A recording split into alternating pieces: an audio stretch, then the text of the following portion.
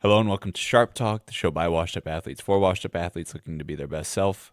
On today's episode, Brandon and I were joined by Drake Kulick. Drake is a former teammate of Brandon's at the University of Iowa, where he played fullback. We dive a little bit into his upbringing in Muscatine, Iowa, and a little bit of his swimming background. We also dive into his college career at Iowa and some stories from there. Drake is also heavily involved in Jujitsu, so we dive into a little bit of some recent fights that he's had and some stories from Jiu-Jitsu, some lessons he's learned from that sport and why he thinks everyone should participate in Jiu-Jitsu. We also dive into some random stories and tangents. Drake is a very unique dude with a crazy background, some crazy stories, and so Drake isn't afraid to tell it like it is, and that's exactly what he did on our podcast, and we expected nothing less. It was a blast to just sit down and talk to him and just see where the conversation went for an hour or so. So you're in for a treat. Thanks for tuning in, and hopefully you enjoy.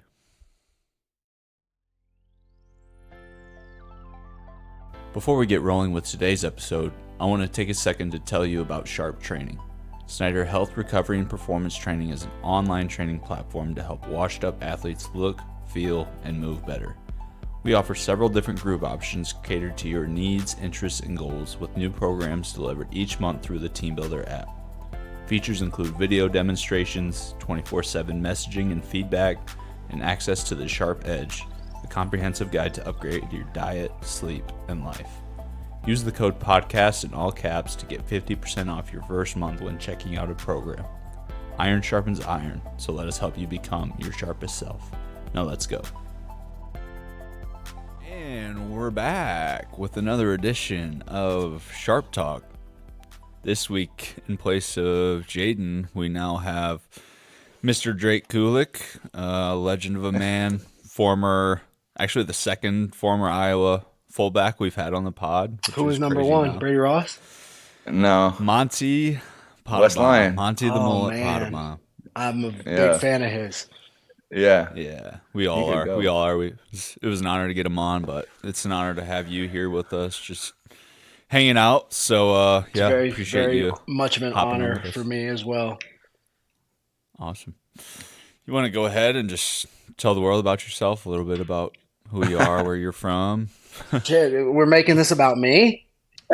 Just a little bit. We got an introduction. Some inside knowledge before we go. All right, man. I'm a muskrat. I'm from Muscatine, Iowa. If you know Muscatine, then you know why I just said I'm a muskrat. It's a dirty place full of filthy people like myself. But yeah, born and raised in Southeast Iowa. Went to the University of Iowa, spent 5 years there, running my head into shit. And made a bunch of amazing friends, which is why I'm here on this podcast.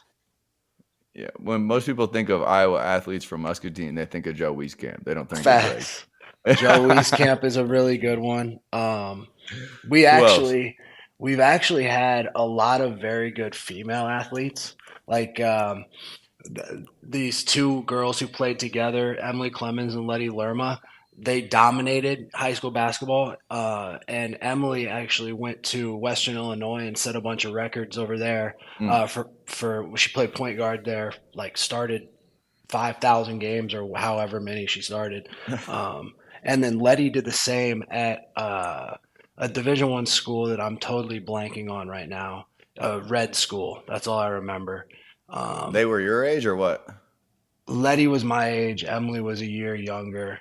But there have actually been like a bunch of stellar athletes. The swim team that I swam on I was like the sixth best of, or maybe the eighth best of 8 Division I swimmers. That's insane. And I was actually really good. What age did you swim?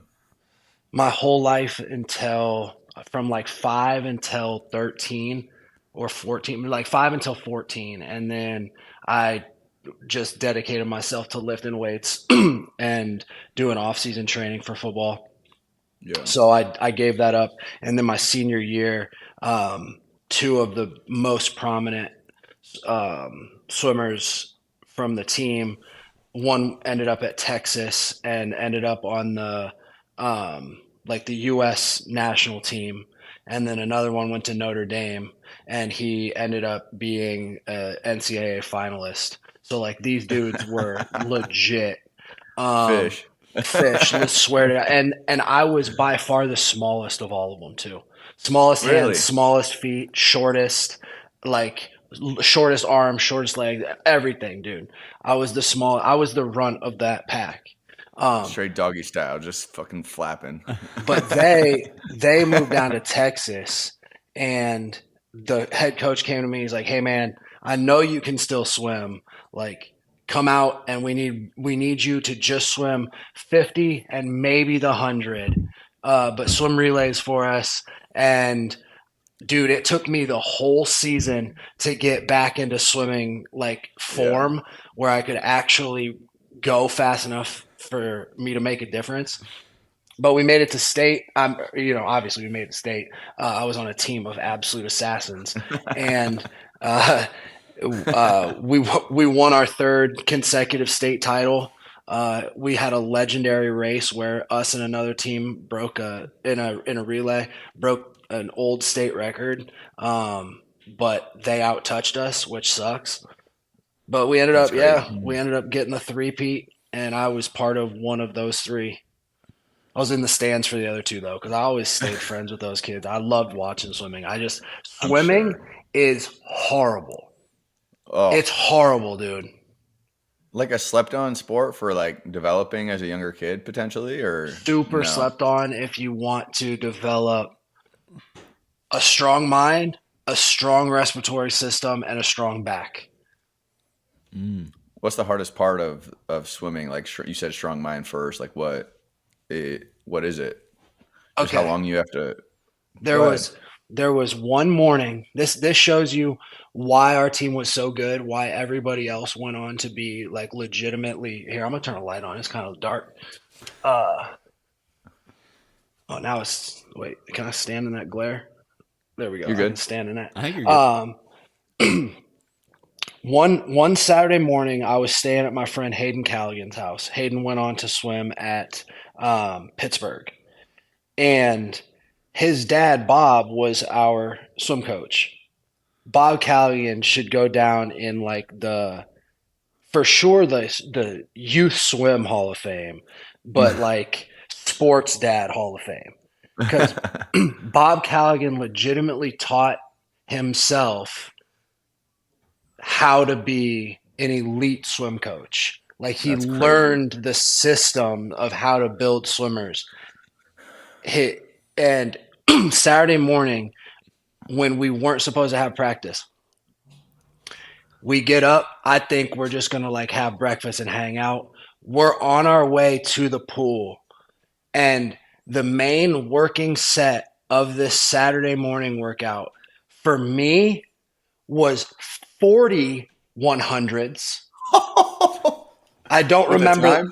I would assume the time was probably around 120, right? Like that. Maybe he gave us. He was not a forgiving. I would say generous. No, he was not generous. I would say it was probably on like the 120. I'm not even lying. And his son's was 60 100s. Because Hayden was just significantly better than me. With like a break, like a just 30 seconds in between? No. What? On the 120. Maybe on the 130. So whatever time you finish in, that's the break until that timer hits again. Bro. Oh my gosh. 40 of them. That brings me back to Iowa on the freaking CrossFit bikes, the shit I used to have to do. And that's like, that was like a third of what you just talked about. Yeah. Oh man. That was a tough morning. But it's why we legitimately had one of the most elite swim teams in high school swimming history, bro. Not even just Iowa. We three-peated, and we didn't even have to swim the last relay. We could have just went home early and still won the title. That's crazy. Was that just different. Like a moment of time, or like swimming just a big deal? Just a moment in time, brother. It was really between the city, the town. Sorry, the city. Between the towns of Muscatine and Wilton. Wilton. Because Wilton didn't have a swim team. So Travis Greenwald and Dylan Steepleton and then Alex Walton, 3 fish, dude, 3 monsters got to come down to Muscatine and swim because it was the closest swim program for them. And so between these 2 towns, little 10 miles apart in southeast Iowa, we legitimately had a top 10 national swim team. That's crazy. Yeah. And I was by far the worst of all of them. But I could get up and go for 50 yards in the freestyle. Yeah. To high school, what, you played just football, track? Football and track. Yeah. Yeah. I would have loved football to team golf. Was good or no? Yeah. Do you golf at all anymore? No, man, I don't really play that much anymore. Does it hurt? Yes, it hurts. Everything hurt. My back just because it feels good, but then there comes to a point where like probably hole 9 at this point, but usually like 12 or 13, my back just gets tight and there's no returning. Yeah. It's like the clubs just get shorter and shorter until I'm just out there chipping wedges because I'm so stiff. Yeah. Just related to wear and tear over the years, or how you're currently training and everything you're doing now? I just think how can you grapple for that long and then golf is just a different. Because grappling you can stay super warm. Yeah. Right. I have to keep my body warm. Yeah. I can't have my body stay functioning for 4 hours. It just won't do it anymore. Yeah. Especially in a thing where you have to, the fine motor skills are so important. Like being able to repeat a movement exactly and precisely, which is what golf is. When you're doing that with half your fucking back seized up, it's a wrap. Yeah. Not happening. It's just not happening. It's not happening. No. We were just, intro day, but Jiu-Jitsu, obviously still doing that. Have you competed since the last time? I know you were down bad the last time we talked from kind of recovering from that. Dude, you were sick and also recovering from. That was my fight. That was an MMA fight. Yeah. Oh, yeah.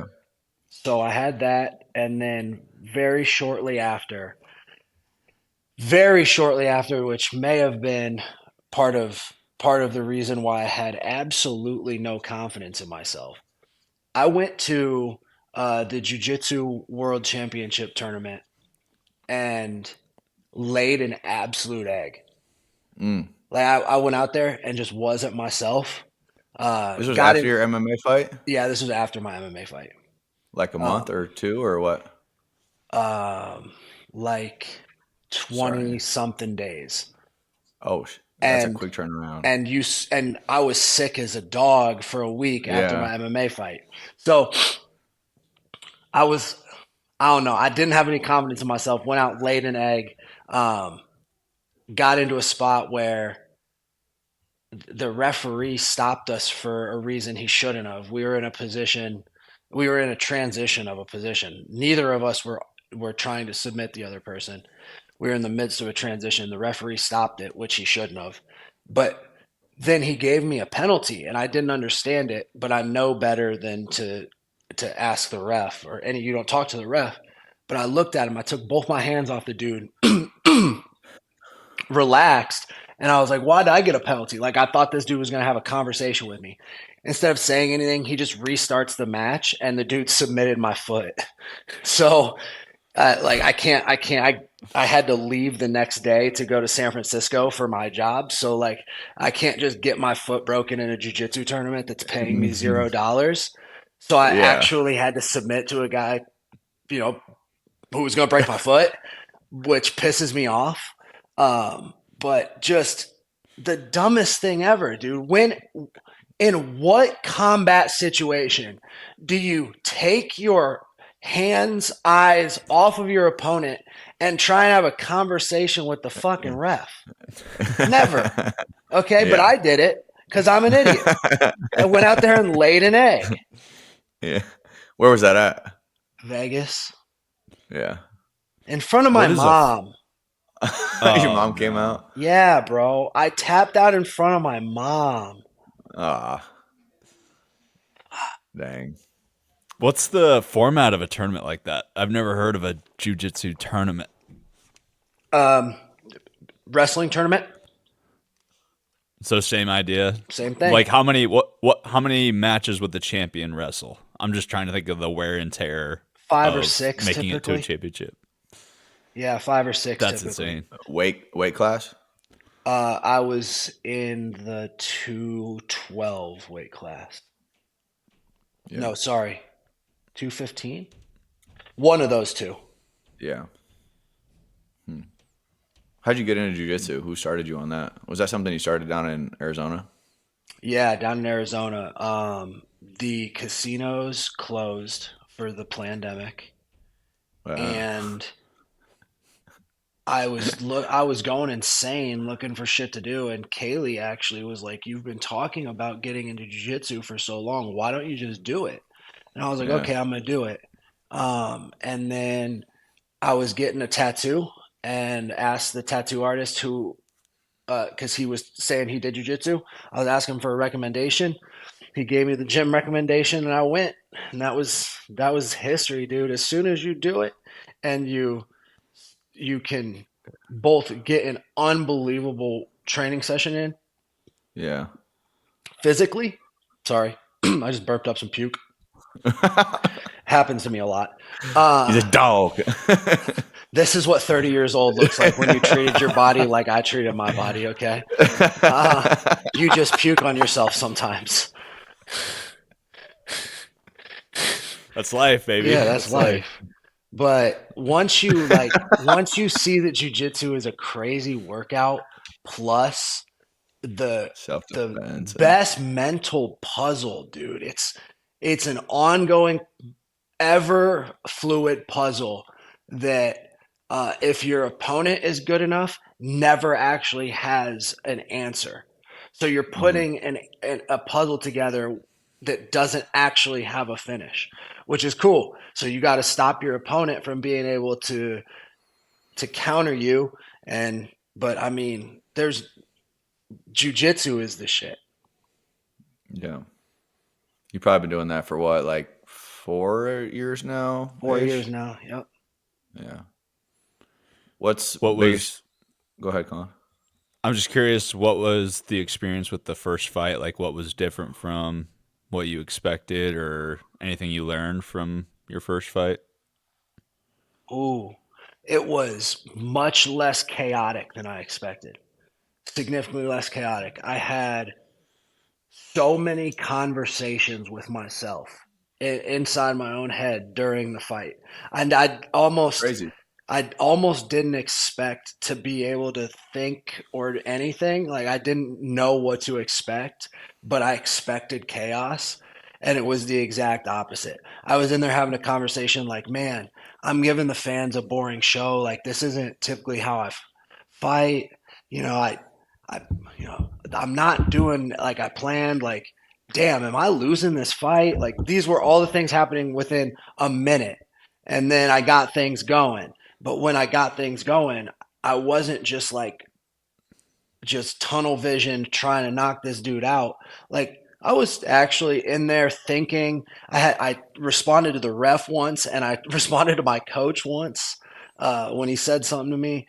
I could hear everything that my coach was saying, everything that was getting said in the crowd, yelled from the crowd. That's interesting, because I always be thinking that, like, if you're in that setting, you can't hear your coach. Like, dude, I almost feel like that's everything. Crazy that you could actually hear your coach. Yeah, to the point where I was like trying to get him to like stop, because I didn't want the guy to know what I was trying to do.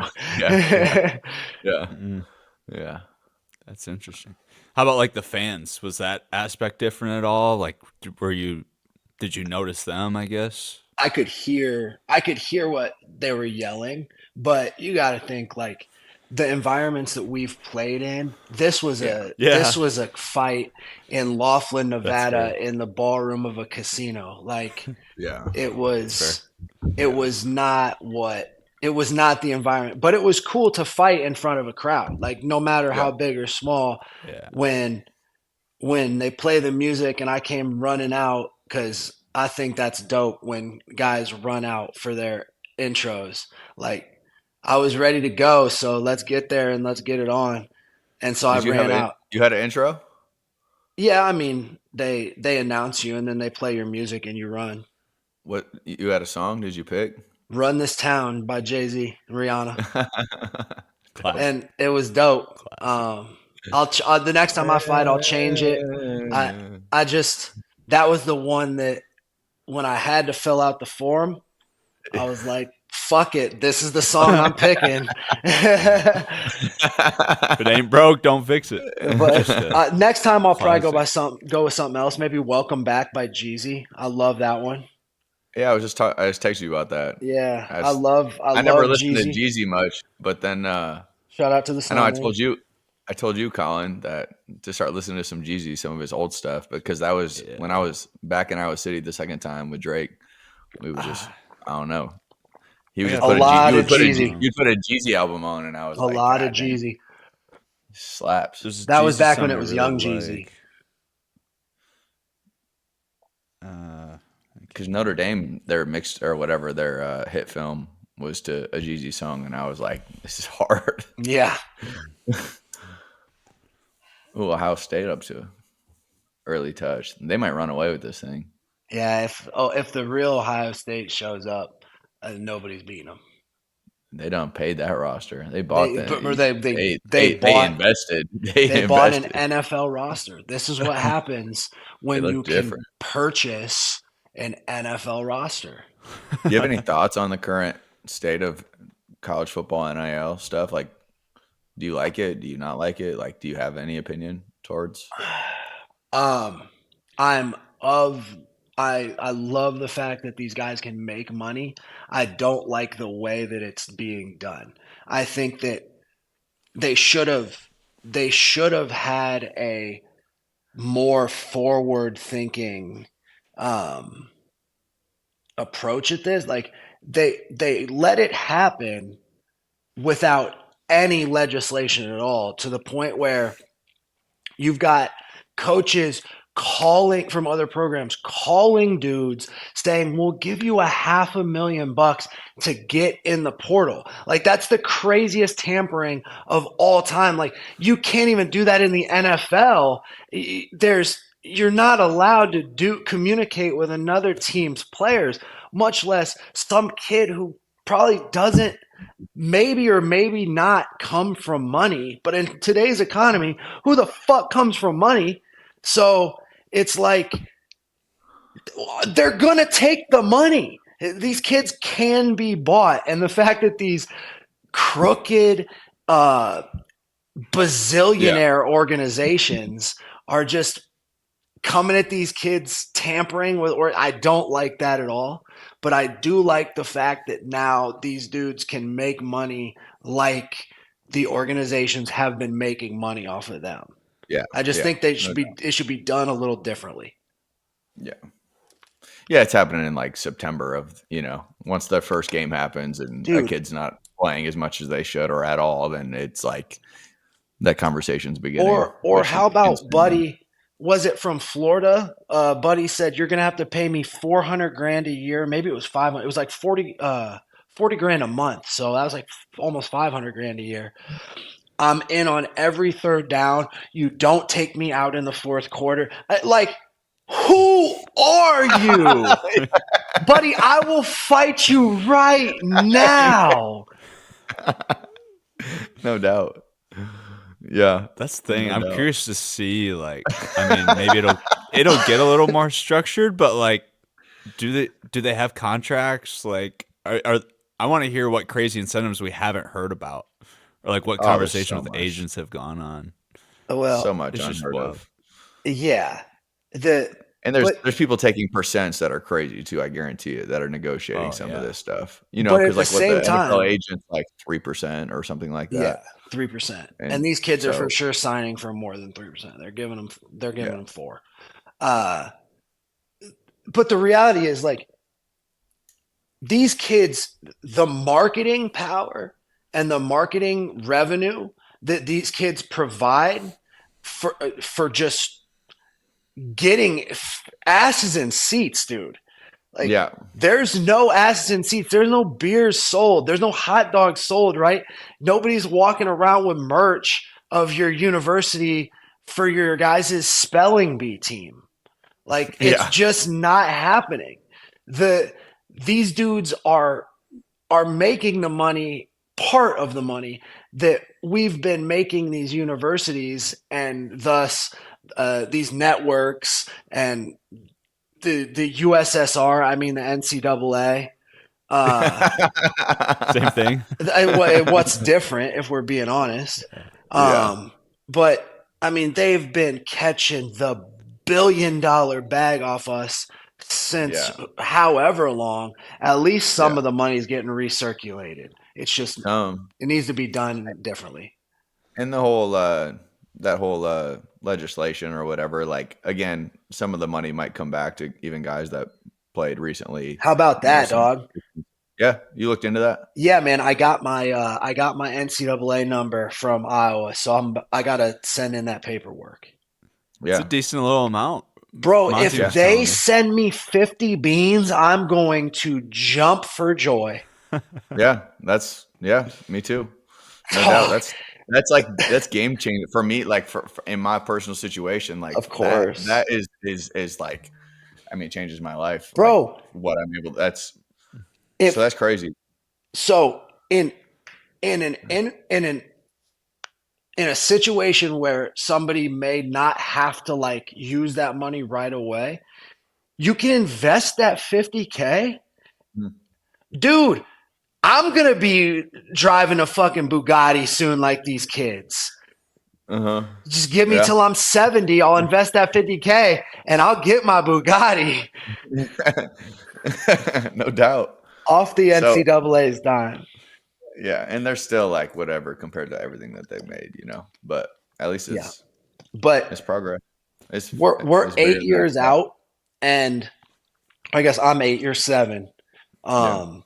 And we just got 50 grand dropped in our laps. I'll take it, dude. No 8 doubt. Years after the fact, they come back like, oh, here, sorry, we dropped something. I will take it. Yeah, that covered like a quarter of our surgeries. No, I'm playing. Dog. How are you feeling? How's your foot? I don't know if you want to update people on, like, I'm sure people know, but. Well, luckily it's not my foot; it's my ankle. But I think if it was my foot and it was this mangled, I would be having a lot more trouble. But I get around. I walk like a pimp with an old school. I walk with a limp like an old school pimp, a real OG. It is unbelievably fat. It's ugly. It's mongoloid. It doesn't work. Like, my ankle joint doesn't work. No, I got all that stuff taken out. You did get it out? Yeah. How long ago? January of. It's been. Oh, actually, is today what's today? The 10th. It was 1 year ago tomorrow.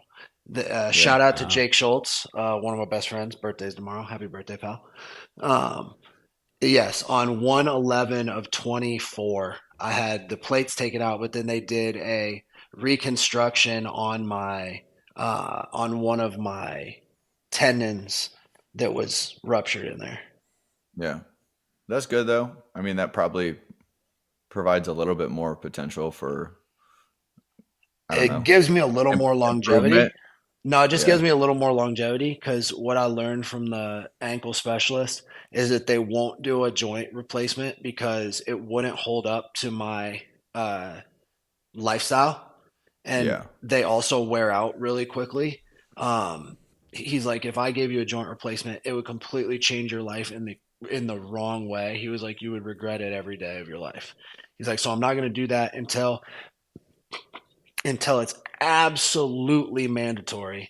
And dude, to prep just to get my ankle replaced, they have to go in, they have to chop my Achilles and lengthen it because my Achilles is shortened.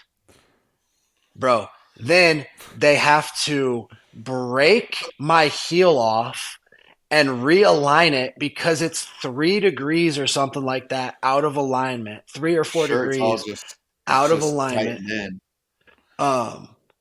Like structurally, it is no longer properly aligned. Like it is bone fused into bone out of line.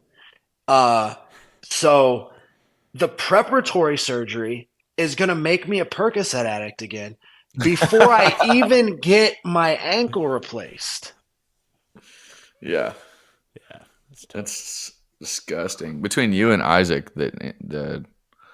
both, because Isaac dislocated his hip. Like, I mean, that just that's a wicked injury, like, dog. Yeah, like yeah. The femur out of socket is. Bro, if my femur ever comes out of socket, just take my neck out of socket too, because I'm not trying to do nothing else. No doubt, bro. No doubt. How did you think Iowa football's year was? Do you have any opinion? Did you watch most games? I did. I watched most games. My opinion was that in the run game, that was the most proud I've been of an Iowa offensive line in a very long time.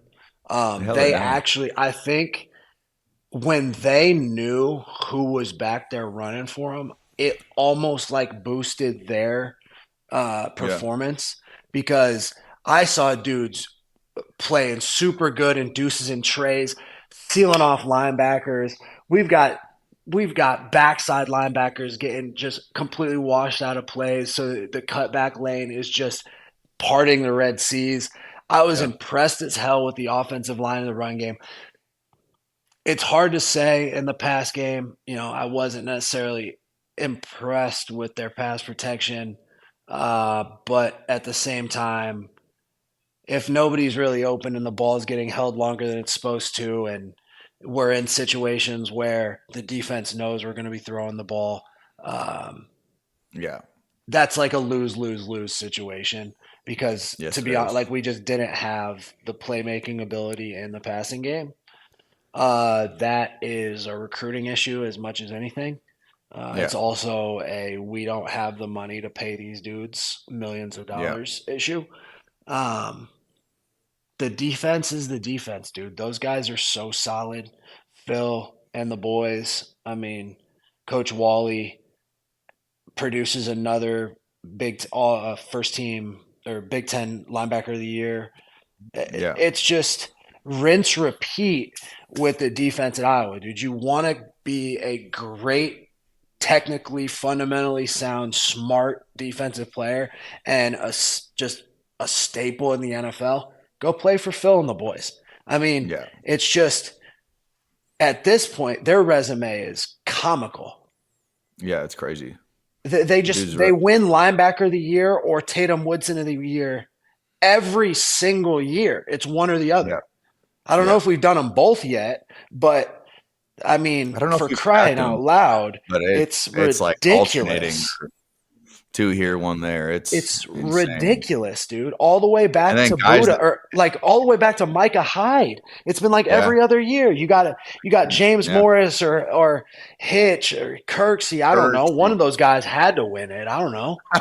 They probably give it all 3 of them. Yeah. Where? I mean, think about that linebacking core for a minute, dude.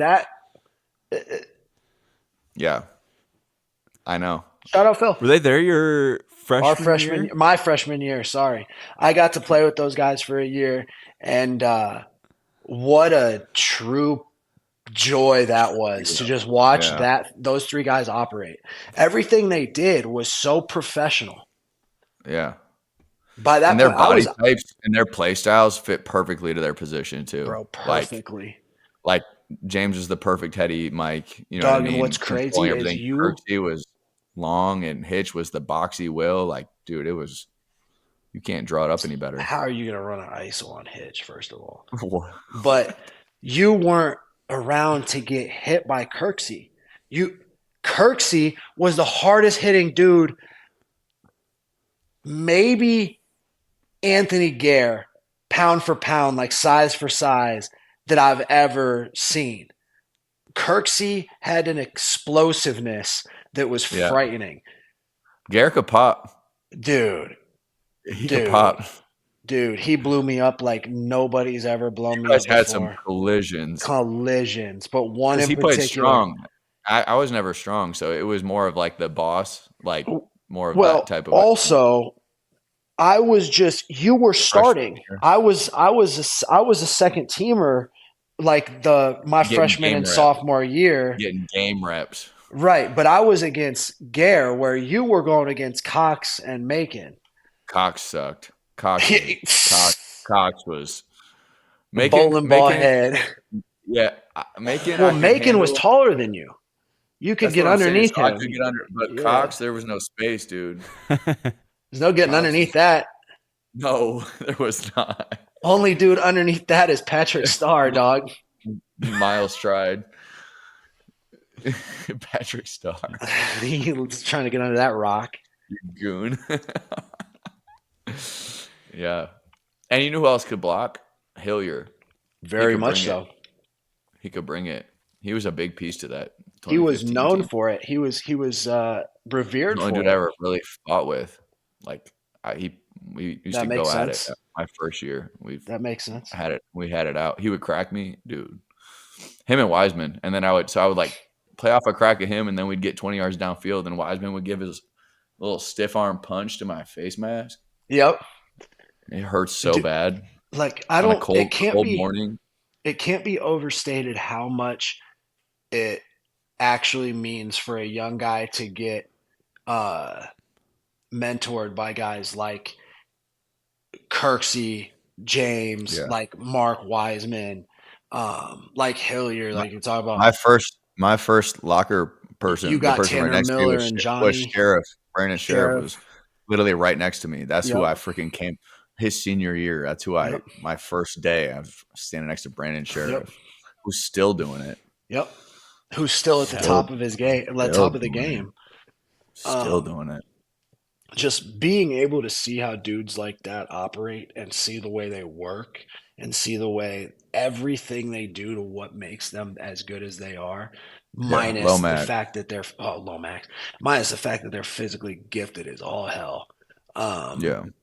It's so cool to get to be a young dude and absorb that type of stuff, because for me, it taught me that, like, hey, you cannot be a fucking dickhead, bro. There's no egos. Like, look at these guys. You've got no room to have any slight bit of ego. Like, shut your ass up and get to work.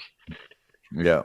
Helped a lot. I used to go on my freshman year, like, scout punt return. I always used to have to rush like the outside. That was before we switched to like the shield and everything. Right. And Johnny, it was the pro punt, and Johnny Loudermilk was always on the edge. And like, it was like this weird balance of like, some days we were cool and some days like, I felt good. And some days he wanted to make sure that he knew that I was little bro, you know? Well, there's the thing about Johnny is that everybody had their good days and bad days with Johnny. It was just Johnny. Yeah, Johnny. His name's Johnny. But when he hits you, it's like, God, you fucking head, bro. What do you got in there, bro? Nothing. Rocks. Shout out Loudermilk. I love you, Johnny. Shout out Johnny, no doubt. Rocks for sure. Yeah. Good times. What else you got for me, boys? Jaden just decided he was skipping today? Just all together? Yeah, Jaden's skipping. That's crazy. He's too busy. I don't know what his deal is. That's crazy. I showed up to hang out, and this guy bounced on me. He's just out at the bar watching Texas, Ohio State. Yeah. Wouldn't surprise me. Okay, we're talking about environments and how you were ready for your cage match, what was the craziest environment you played in? Penn State whiteout for sure. Mm-hmm. Yeah. That was an experience unlike anything else. There was points in time being on the field where the noise level was like to an unfathomable level. Like you can't process what's happening because this level of noise is hitting you that your brain has never experienced. Like my brain was freaking out. I was just looking at the ball. And I just tunneled in. I couldn't everything. It was just it was nuts, dude. That's the weird part about playing offense versus defense is like we only heard that when it's quiet. We only heard that when they scored. You know what I mean? Which that was a deal. Yeah, that's interesting. So and they scored their first touchdown on Buddha, and I was like, "Yikes, yo, nobody scores on him." Yeah, I've never seen anybody score a touchdown on him I in know. my whole career. I know. This might be one of those days. It's one of those days. Yeah, it's one of those Christian McCaffrey days. I actually played good that day against Saquon. I played pretty good that day too. I'm not gonna lie. I didn't miss a block that day. Yeah, the result was it ended quickly. Wisconsin did some bullshit where they would pump fake noise off the loudspeakers while we were in formation. Like I remember there was a play in particular where we were down on the goal line and CJ was trying to check the play. Sorry, it might have been Nate Stanley. It was Nate Stanley. I bet it was Nate. Nate was trying to check the play, and we were in their student section anyways, but they were pumping that fake noise over the loudspeaker, and you could hear it. There was just that little bit of speaker noise that, like, you could tell it was speaker, but it was so loud he couldn't check the play. We had to call timeout. Then out of the timeout, we ran dive to me, and we false started, so they blew the play dead, but they still handed it to me, and the line stopped blocking, and their nose guard just ate me. Just absolutely ate me. That's bullshit. Oh, I hate How many carries did you get in your career?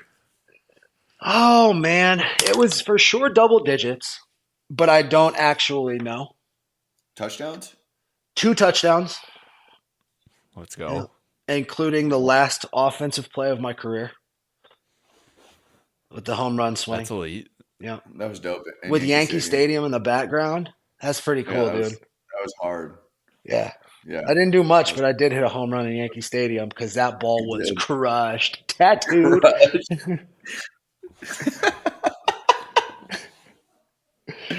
How was that field for you?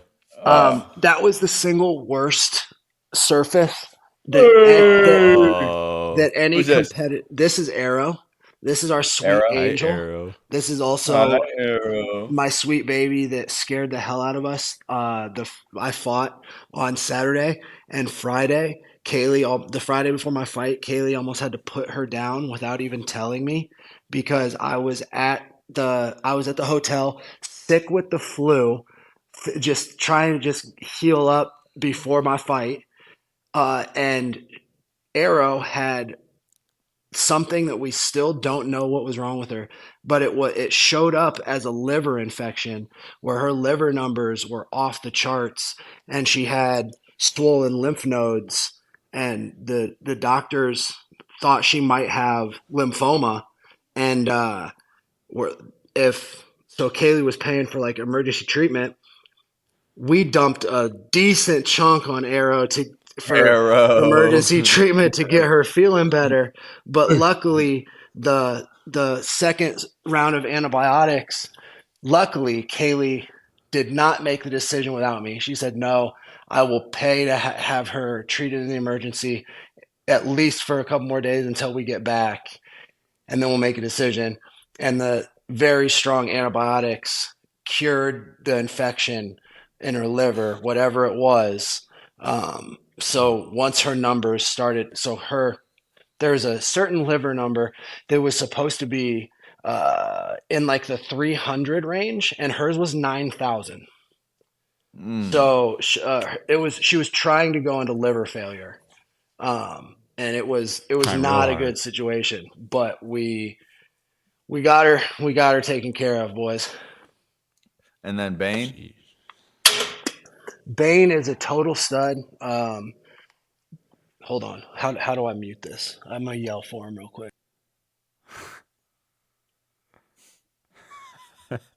I didn't realize he was right behind me. So Bane boy, here, let me show you this. So Bane, he got a friend. Come here, buddy. He's got a friend right across the wall from us, but we have concrete walls. Hey. So if you can see his nose, you see how his nose is all scarred up? That's from the concrete wall. He scars himself all up playing with his friend. But otherwise, he's doing great. He's our gym dog. He comes to the gym with me every day. When I'm not there, if Kaylee goes, sometimes she doesn't take him, and everybody gets really pissed if she doesn't bring him. He's just the best boy. And that's what you got 2 dogs? We got 3. Mila's over here. Mila is wearing her sweater. She gets cold. She's hanging out. Oh yeah, Mila. This is our sweetie bean. Hi, Mila. Cutie pie. Wow. We got our zoo over here, and I honestly would have a 4th dog if I didn't have to pay for it, for the training and the food, because we feed them raw, and it is very expensive, and the training is also hard and expensive. Yeah. You still living in the same spot? Yep. Way out of town. Way out of town. No, it's not almost. It's way out of town. Yeah. Like if you come to Phoenix, town the whole way, which is crazy. Well, you said what? But it's town the whole way. I'm still technically town. Like, I mean, I don't know if you get all the way out down my road, you might not consider it town. But then if you just go east of me 1 mile, you'd be like, oh, wait, you are in town. You're just on a road that's not town. So it's where I'm at is crazy. Yeah. But I wouldn't trade the location of where I'm at. If you can get in the valley, have all the amenities of the valley 20, 30 minutes away, but then get out to silence and over an acre of yard for your dogs to play in, like, delete. You can't beat that in the valley, dude. Yeah, no snow. No, but you can drive 3 hours north and you can snowboard. You don't do that, do you? Yeah, I love to snowboard. Yeah. I didn't know if you were still doing that. I do. I got back on the board like 2 years ago, maybe last year. I don't know. I think 2 years ago I got back on the board for the first time, and I was like, all right, I'm doing this again. Like I'm getting a board. I'm getting back into snowboarding again. And I've probably gone like, 6 or 7 times in different places we've gone. Yeah. Super dope. You go to I love to board. It's like St. George. You go up to Utah? Or where do you snowboard at? I've been to Park City. Park City was pretty much the reason I got back into snowboarding. It was Park City, Utah. We were on a 3-week van trip. We took the 2 dogs. It was before we had Arrow. Sorry about that. And we took the 2 dogs with us on this. We rented a Sprinter van through one of Kaylee's magazine partners. They did a deal where we got the Sprinter van for what we thought was going to be free, but then it ended up costing us like $3,000, which did not make me happy at all. But that's another story for another day. And so we took this van from. It's actually kind of a crazy story how we ended up in Park City. So we took this van from Phoenix to, I had a buddy fighting in Temecula, California, and he was going for a record for Bellator, most consecutive first round knockouts. And he fucking laid an egg and got choked, which is not ideal way to start off your vacation, especially when I was his jiu-jitsu training partner for the entirety of his camp and he got choked. So that I was not sleeping well that night. Off to a hot start. The next morning, we're stuck in LA morning traffic. Off to a roaring, not hot start. Just feeling great. Vibes were high. Vibes were so low. It was just so bad. And then, after that, we ended up on a very nice drive up the one highway, the coastal highway, and drove that up as far as we could until it was closed for a landslide. And anyways, popped around the country, long way, and we're headed south through Yellowstone, and it was just snow upon snow. And we pull up upon this small little town that is still technically inside of Yellowstone. And it's hard to even call it a town because this place is 10 houses and a couple of one small hotel, I guess you could call it, an inn. Yeah. One small inn and a gas station that I don't think was functioning and maybe a post office. I don't know, dude. There was 5 buildings maybe that weren't the 10 houses on this one single road. And we're at 9,000 feet elevation. I mean, it was ridiculously high up there. We decided we're going to grab a bite to eat at this little inn and plan our route.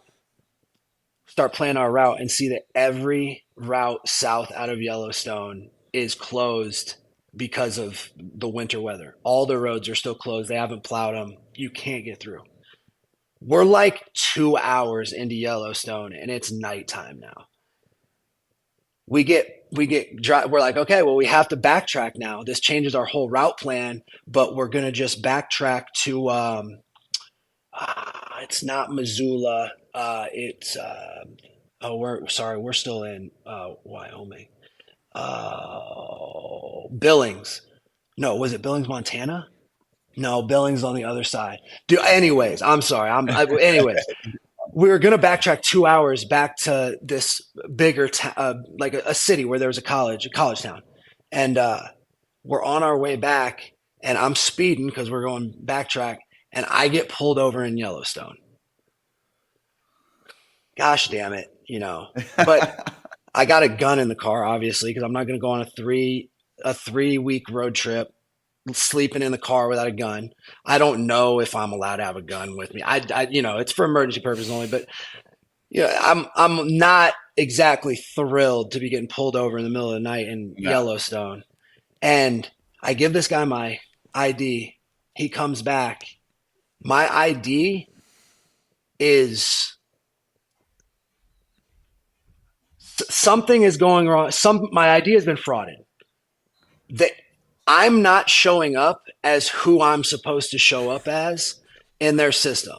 They said that I have an ID that I'm supposed to, my name is registered in Florida. I'm supposed to have a Florida ID, but I got an Arizona ID. And this is now a situation. And he's asking me, you ever been to Florida? He's like, people in Florida?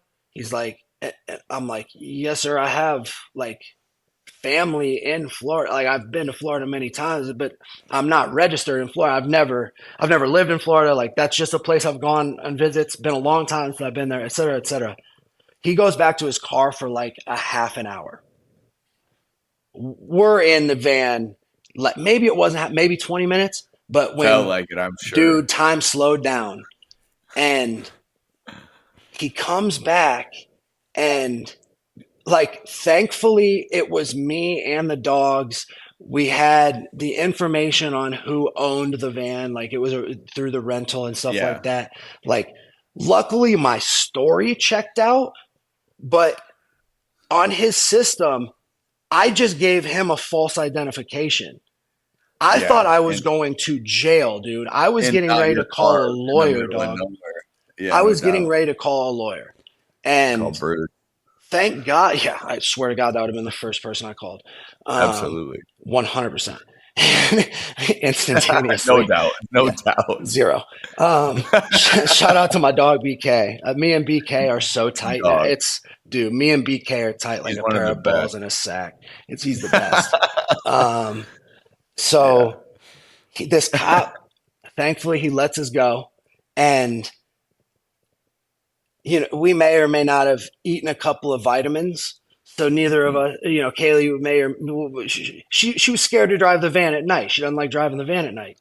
So she had to drive to the next like stopping point, which was it was about 10 miles in the park. But we made it safe, drove slow, slept overnight, and then left and backtracked the next morning.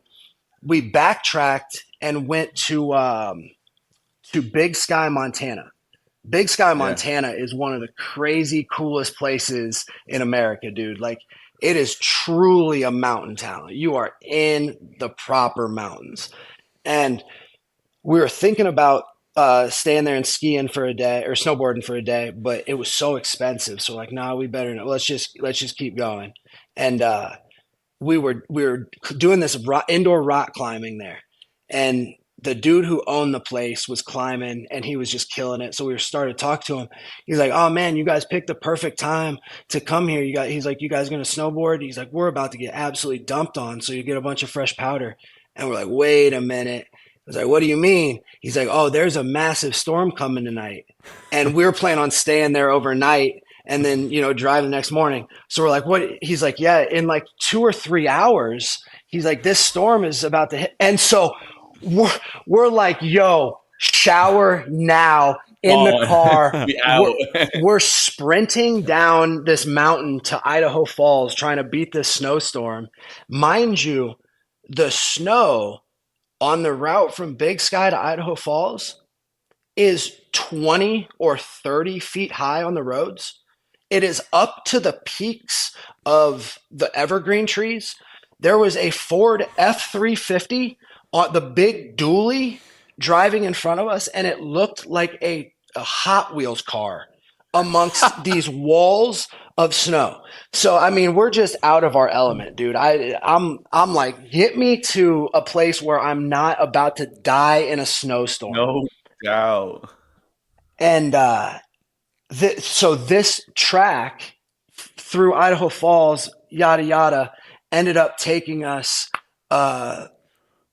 somewhere close to Park City, Utah. So we ended up going there, and that's where they had like the 2000 Olympics or something like that, or 2002 Winter Olympics or whatever it was, and snowboarding up there, unbelievable. I mean, I used to snowboard in Iowa and Illinois, and that compared to Park City, Utah, is a different planet. It is. Yeah. If you get a chance to go up to one of them spots like Big Sky or Park City, take it and hop on a snowboard or some skis, because it is an unreal experience. That's a crazy story. Yeah. I thought I was going to jail for sure. I thought for sure I was spending that night in jail, and then I didn't know what was going to happen with the gun. I was like, I mean, it didn't get used in a crime or nothing, but they might try and get me on just possessing a firearm when I'm not allowed to. I don't know. I wasn't really, that was for emergency use only. It didn't get used, obviously. But dude, I did not love that situation there for a moment. No. When you get told that did you get to the bottom of all that? The bottom of it, no. But I got it taken care of, where I contacted the Florida DOT, let them know everything, contact the Arizona DOT. I had to file a couple of like documents, and then I just had to get a new license through Arizona DOT, and everything's cool. But yeah, it was a hairy situation. But that's just the life of me, dude. My life is goofballs. Sounds like a day. Absolute goofballs. You sick, dude. What do you got for me? Hopping back on one. washed up walk-ons anytime soon, or is that all done for you? No. I will I'll get back on and hang out with those guys again soon. I was going to just the other day, but I wasn't back from the airport in time. I was asked by my employers to kind of just decrease my internet presence. They didn't necessarily ask me to stop doing the podcast, just kind of not have an internet footprint necessarily, so that it just makes it easier if I'm just a 0 dark 30, Fair.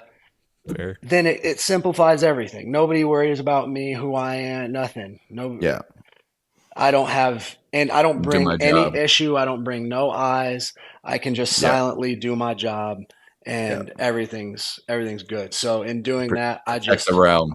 Yeah. It's not like protect the realm. It's not like I have to stay off the podcast. I just don't need to be an internet presence. Yeah. That's totally fair. Yep. It's I don't expect this pod to blow up anytime too soon, so you should be all right. It ain't an issue. Keep it on the DL for you. Brother. It ain't an issue. Like I said, it's not something that I was even asked to do. It's something that I'm doing on my own to just decrease any eyeballs that would ever be on me. Yeah. Got you. What else is happening in the life of Drake? Any other fights scheduled or anything else? No, right now I'm too busy traveling all over the place. We'll see about next season, what my schedule is going to look like next football season. And if I know that I'm going to have some free time or just a window of time that I can do a camp and get in shape, because that's all. I don't need to, for amateur fighting, I don't need to increase my skills a bunch. I need to be in good enough shape to deploy the skills at any given time. So give enough opportunity to get in good enough shape, I'll take a fight whenever. Just right now I'm too busy. Yeah.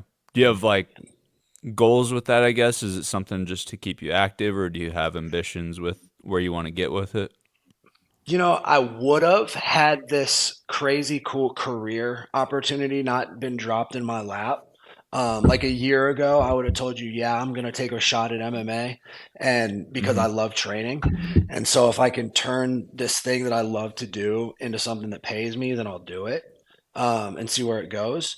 But at the same time, the life of an MMA fighter is not a glorious one. It's brutal, and I'm perfectly fine with not trying to live my life as a professional MMA fighter.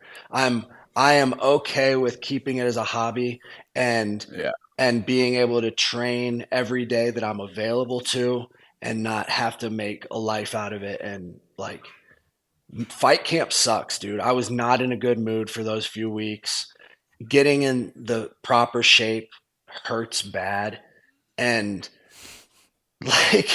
I like to do it because it's really fun. And some of those things take a lot of the fun out of it. Just like football camp takes the fun out of football.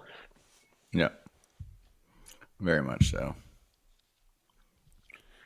What's the mentality going around knowing you could beat up basically anyone you cross paths with? Very what's that feeling like? Chill, dude. Very chill. Because that's the great thing about training as hard as we do. I train with a bunch of psychos, and we train very hard. And when you have the skills mixed with the time on the mat just spent dogging it out with your buddies, you have zero desire to fight outside of the gym. It would be an absolute, it would be mandatory, bro. If you catch me fighting outside of the gym, just know I didn't have another option. But it's a very calming feeling. You don't have to worry about anything. I naturally have my head on a swivel just because I don't really trust anybody. I'm not a trusting person. So I always think somebody's going to pull some slick shit. But other than that, I just don't worry about it. It's great. And if anybody does want to get smoked, they can get smoked. Yeah. Do you feel like anything else, I guess, like even life-wise, that it's taught you, or like any other benefits you feel like Jiu-Jitsu's had for you? Mental health benefits cannot be overstated. Like, Jiu-Jitsu kept me sane for a lot of years. Yeah. I recommend it to everybody, whether it's just for fun, for exercise, for self-confidence, to feel safe in this wild world we live in, because you got the demons in your head that you got to battle out. Whatever the reason, bro, Jiu-Jitsu is the prescription. Yeah. I was just listening to Zuckerberg was on Rogan, and he's gotten into MMA, and he said a lot of the same stuff, and he trains Jiu-Jitsu cool a lot from a guy. Yeah, it was cool. Yeah, just to listen to that perspective. So. Shout out to Zuck. Big shout out to Zuck from the martial arts community, because dudes like Zuck doing it and promoting it shows every normal person in the world who doesn't think of themselves as an athlete that they can go do this too, and they should, because they'll find some benefit from it. And I think if all 8 billion people in this world would just did Jiu-Jitsu, it'd be a lot nicer fucking place, man. Like, just all 8 billion of us go get on a mat, put a gi on, get choked unconscious, get up, try again, and at the end of it, do you really want to do terrorism anymore? Like, really? Is it really that important, or can we just chill the fuck out? Yeah. Wiser words may have never been said. Yeah, it's just what it is. Really, it really is that simple. Yeah, it's just that simple. Do Jiu-Jitsu and chill out. Like a t-shirt. All right, man. It was a pleasure, fellas. It was fun to hang out with you guys. And talk with you. I missed you, man. Thanks for taking the time and hopping on. Yeah, it was a pleasure. I will come back on sometime. Tell the not even gonna call this man by his name. Yeah. Call the little gremlin. Tell a little gremlin next time he might show up. Yeah. He about to get it if you come back round 2. Might as well not show up for round 2. Yeah, he'll probably avoid that too. Round 2, I'm coming with the smoke. It's not a good place to be. No. No, that's not a list you want to be on. Stay away, Jaden. Stay away. Stay in Jalen, school. Again, Jaren, whatever your name is. Jacob, whatever your name is. We used to call him Danielle. He's acting like a Danielle. Hour late to an appointment that he set. Boo. Crazy. That's the guy that needs to get on the mats with that kind of attitude. Freaking terrorist. Next time you see him, it's on site. Just start on site. On site. Let him know I'm coming with a double leg. Hell yeah. I got a double leg for his ass. All right, man. We'll let you Thanks, go. Bro. We'll go watch some football. Appreciate you, Drake. All right, gang. Thanks for listening to the show. If you enjoyed today's episode, leave a rating, review, or tell a friend to check us out. Be sure to follow us at SHRP_training for more content to help you be your best self. Go be great today.